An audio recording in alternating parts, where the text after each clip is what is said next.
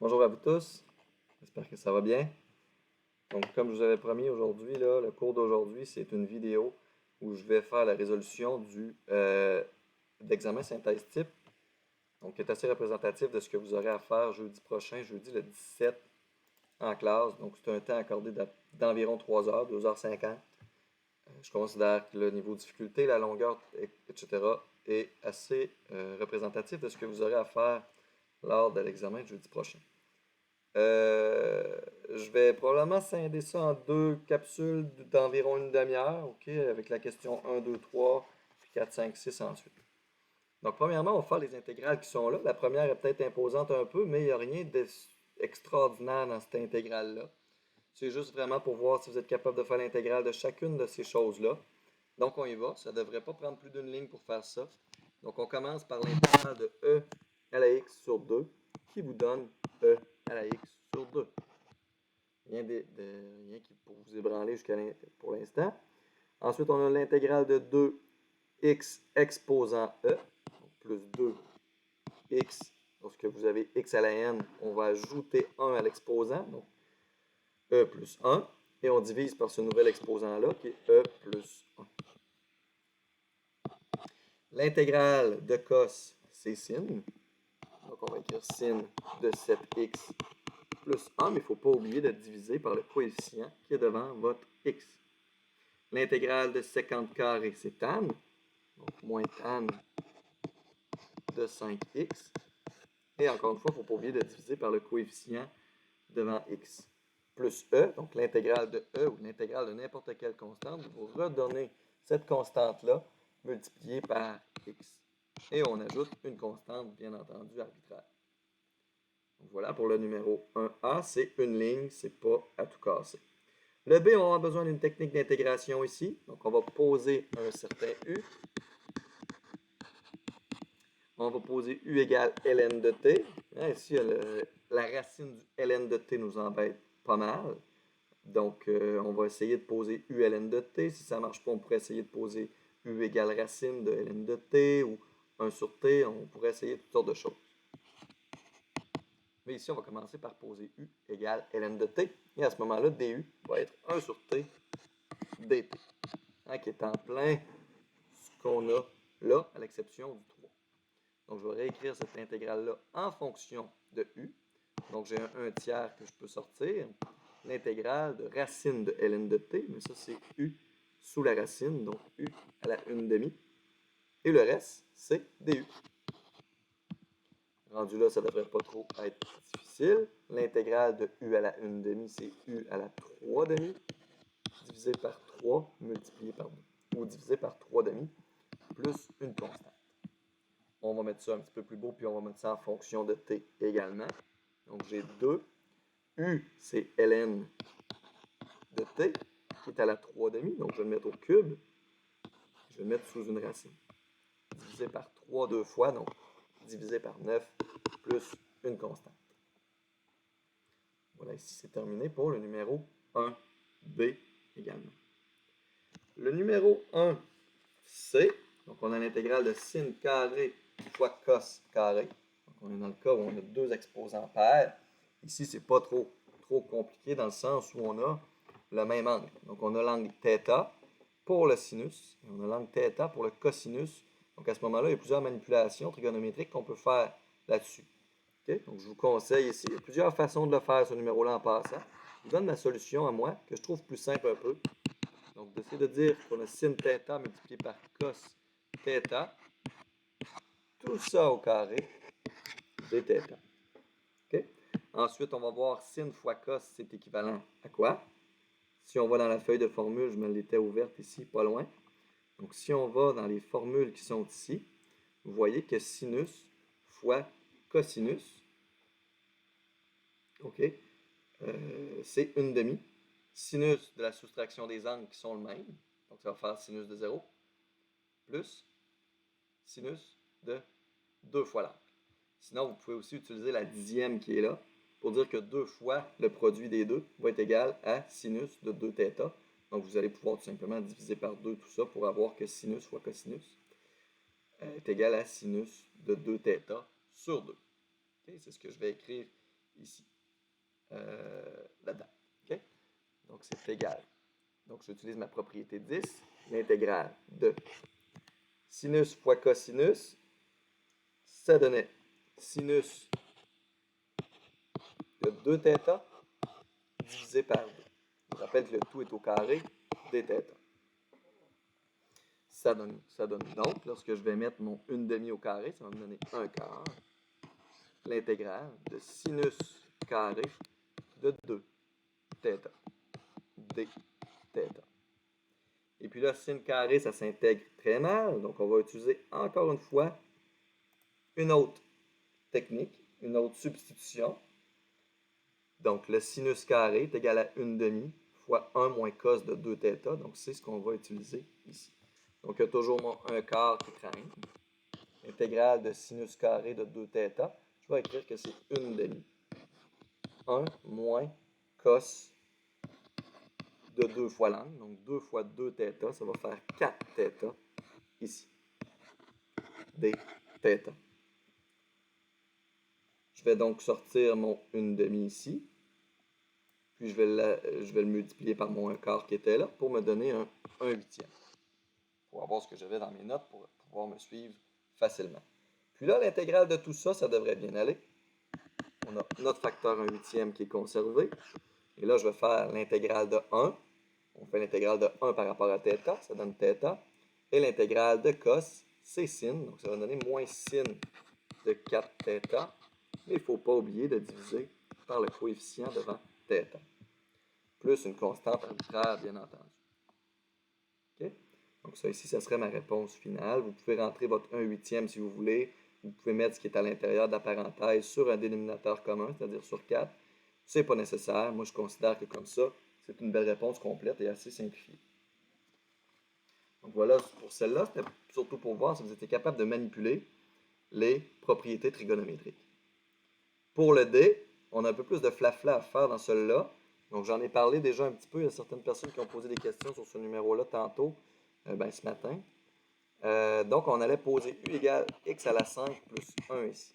Parce qu'il y a une parenthèse à la 20, on ne va pas développer ça à mitaine, ça va être assez pénible. On va voir que notre DU, c'est 5x à la 4 dx. OK? Votre x à la 9, là, c'est comme si c'était x à la 4 fois x à la 5 dx. Okay? Lorsqu'on le combine avec le dx qui est là. Fait que le x à la 4 dx, il va pouvoir partir dans votre du. Puisqu'il vous reste x à la 5, on peut l'exprimer aussi en fonction de u sans aucun problème. X à la 5, si u c'est x à la 5 plus 1, ben, x à la 5 c'est u moins 1. Ça va de soi. Okay? Donc c'est ce qu'on va écrire ici. On est donc prêt maintenant à écrire toute notre intégrale qui est là par rapport à u. Bien entendu, ici je vais diviser en 5 ça, puis je vais diviser en 5 ici pour aller annuler mes 5 qui sont là. Donc, je vais avoir un facteur 1/5 qui va apparaître devant mon intégrale. X à la 9, je vous rappelle qu'il y a 4x qui vont partir dans le DU. Puis l'autre, x à la 5, ça va être u moins 1. U à la 5 plus 1, x à la 5 plus 1, pardon, c'est u à la 20, c'est u à la 20. DU. Maintenant, cette intégrale-là ne devrait plus vous faire peur un coup qu'on est rendu en u. La difficulté ici, c'était vraiment ça, là. C'était de tout exprimer en fonction de u. Donc, ça va faire u à la 21 moins u à la 20 du. Puis on est prêt à intégrer enfin 1/5. U à la 21, l'intégrale de ça, ça va faire u à la 22 sur 22 moins u à la 20, l'intégrale de ça, ça fait u à la 21 sur 21, plus une constante arbitraire. Il ne reste plus qu'à ramener tout ça en x. Je vous rappelle que u est égal à x à la 5 plus 1. C'est la seule opération qu'il nous reste à faire. Donc, u, x à la 5 plus 1. Tout ça est à la 22, divisé par 22, moins u à la 21, x à la 5 plus 1 à la 21 sur 21, plus notre constante arbitraire. Encore une fois, ici, ça c'est une réponse qui est tout à fait convenable. Si vous voulez plugger votre 1/5 là-dedans, allez-y. C'est vraiment pas nécessaire, au contraire, je vous dirais. Si vous voulez tout mettre sur un dénominateur commun aussi, allez-y. C'est vraiment pas se simplifier la vie, ce ne serait pas simplifier notre réponse. Si je considère que c'est tout à fait correct comme ça et tout à fait, c'est suffisant, bien en masse. Numéro E, c'est une fameuse substitution trigonométrique. Donc, vous allez dans votre tableau que je vous ai préparé ici. Vous avez la forme a carré moins x carré parce que vous avez la forme 16 moins x carré. Je rappelle que 16, c'est le carré, bien entendu, de 4. Donc, vous allez poser ici x égale 4 sin θ pour avoir un du, pas un du, mais un dx, pardon, de 4 cos θ dθ. On va tout exprimer ce qui est là maintenant en fonction de θ. On va avoir une intégrale de x au carré, ça va faire 16 sin carré de θ sur la racine carrée de 16 moins x carré, c'est la même chose. 16 sin carré de θ. Tout ça sous la racine carrée dx. dx, c'est 4 cos θ dθ. On va aller simplifier un peu là-dedans tout ça. On a un 16 qui est là, je vais le laisser ici. Le numérateur, je vais le laisser tel quel pour l'instant. 16 sin carré de θ. C'est surtout ce qui est en bas. Donc, vous avez 16 moins 16 sin carré de θ. Donc, c'est clair, vous pouvez mettre un 16 en évidence là-dedans et le sortir de la racine.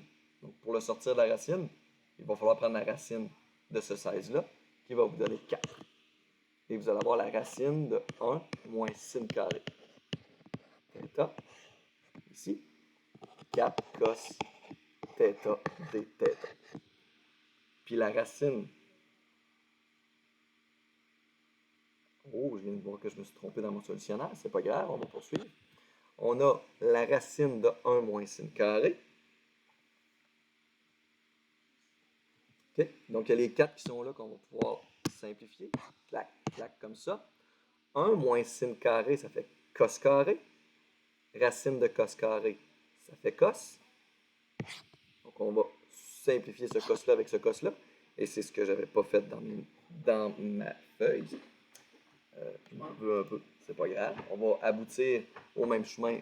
On va finir par arriver à la bonne réponse quand même. C'est juste que je vais devoir la faire dans ma tête à partir de maintenant. Je ne pourrai plus suivre mes notes. On a donc l'intégrale de ça. Tout ce qui nous reste, c'est l'intégrale. C'est 16 fois l'intégrale de sin carré. Θ dθ. OK. On va utiliser un peu le même chemin que dans l'autre numéro, que sin carré, c'est 1/2 fois 1 moins cos de 2θ.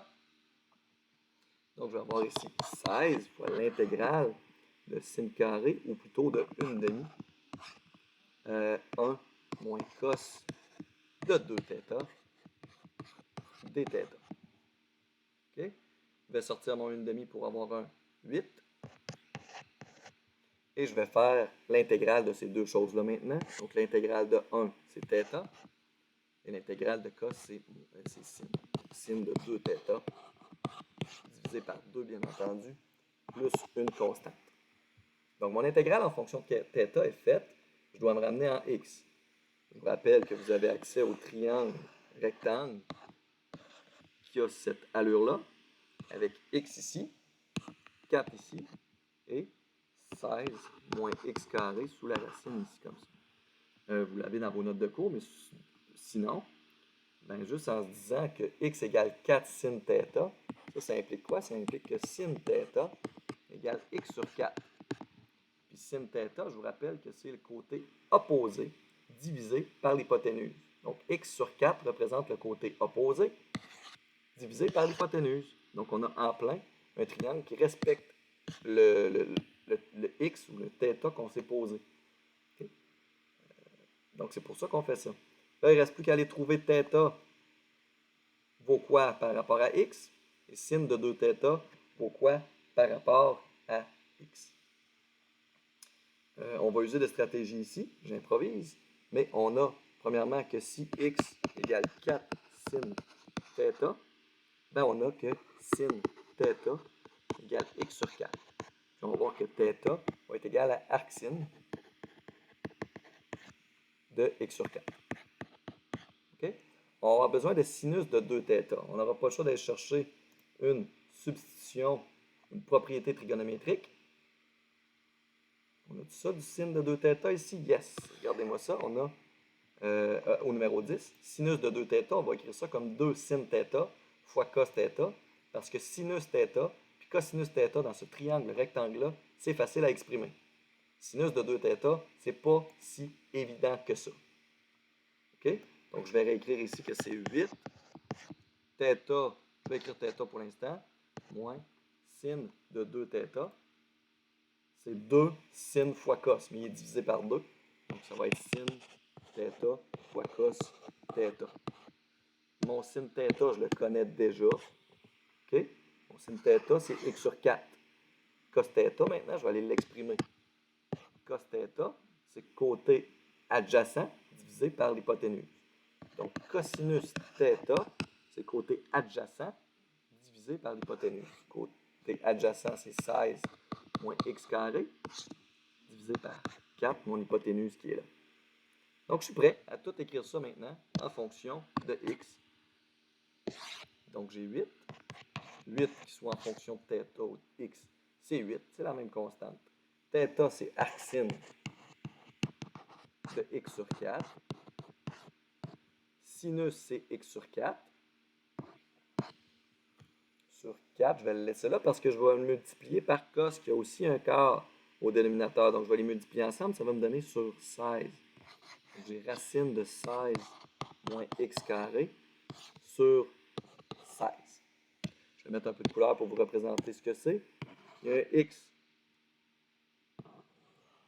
sur 4 ici, qui est mon sinus. Et le cosinus, je l'avais mis en orange. Ça, c'est le cosinus. C'est ça divisé par l'autre quart qui est dans mon 1/16e qui est ici. Bien entendu que pour être très rigoureux, là, je devrais fermer ma parenthèse qui est ici, bien entendu. OK? Donc, celui-là était probablement le plus challengeant que vous aviez à faire dans, dans la liste des intégrales qui étaient à faire. On a quand même fait plusieurs comme ça en classe, donc je considère que le niveau de difficulté qui est là est assez représentatif de ce qu'on a fait en classe et de ce que vous avez fait en exercice. Le plus gros défi souvent ici, c'est de se ramener en x. OK? Votre triangle rectangle est là pour ça.